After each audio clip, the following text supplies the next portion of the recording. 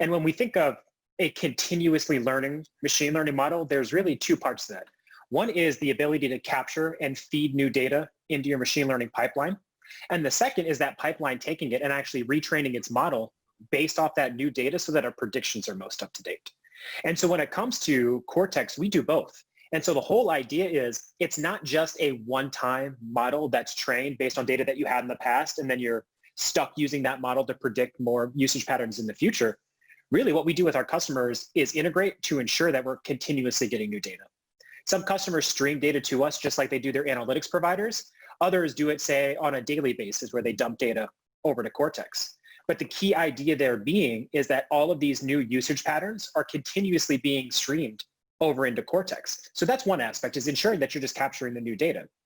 And then the second aspect is to use that data to retrain and update your predictions for each user. And this is really where the Cortex automation truly comes into play. Because oftentimes when you look at machine learning models built in-house, they're often not built with this idea of continuous learning as a core feature.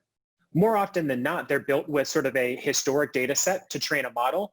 And then, like I said before, that model is then used throughout the future. And the further away you get from the training of that model, the less accurate that prediction is going to be, especially, as you mentioned, if we're seeing drastic changes in user behavior. And so Cortex Automation does both of these for you. We'll continuously ingest new data from you and use that new data to continuously retrain and update the predictions for each one of your users. That way, if week over week we're starting to see patterns change, our models will update automatically based on that change of behavior. And anytime you use that prediction, you can rest assured that it'll have the most up-to-date prediction for that user based on any of these behavior patterns.